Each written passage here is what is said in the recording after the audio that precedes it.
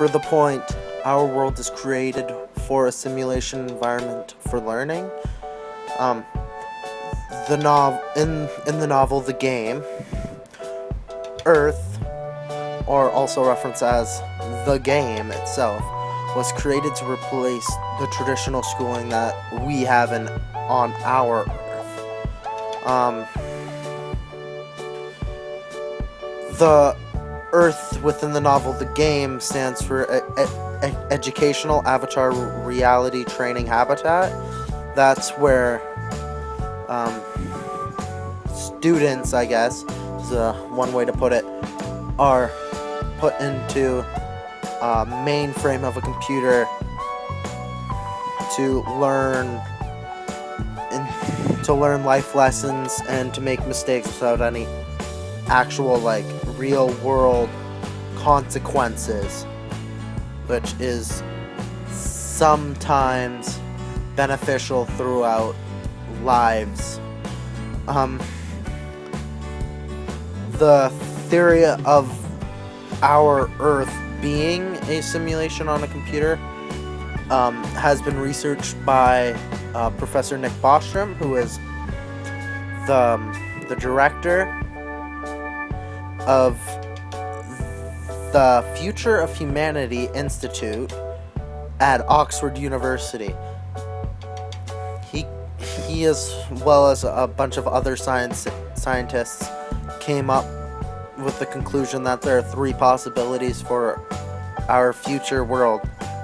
Number one is extinction, where we simply become extinct due to thousands of different outlying sources. Number two is more technological advances in computers, where it allows us to make larger simulations of past and future. Number three is more technological advances as well, but it allows us to make better simulations where everything's more realistic looking. For the point of who/what is God, per se, is that within the novel, the term God is used in reference to the automated intelligence of the computer that controls the game. On our Earth, we refer God to being an ultimate being, perfect in power, love, and a perfect judge of character.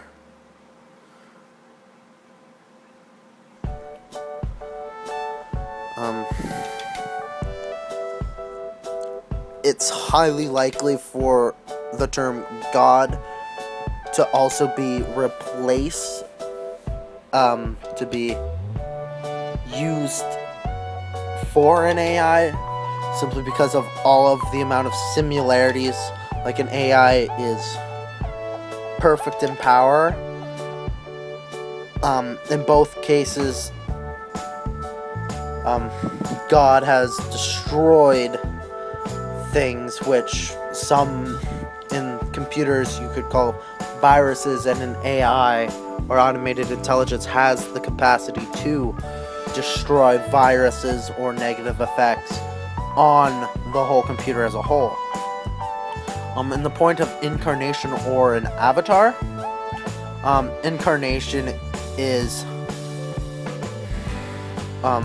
literally, the term incarnation means the embodied in flesh or taking on flesh.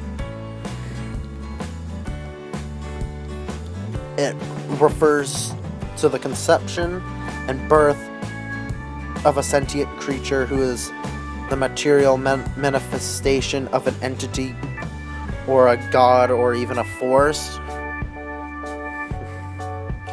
The term avatar has two meanings: a manifestation of a deity as well, and the second one being an icon or figure representing a particular person in computer games, simulations, etc.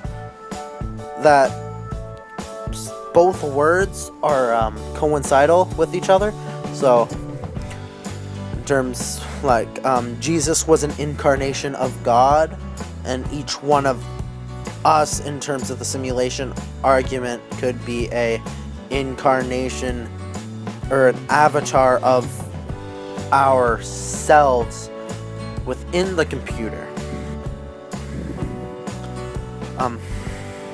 A little bit more information on Nick Bostrom. Like I said before, where he is the director of the Future of Humanity Institute at Oxford.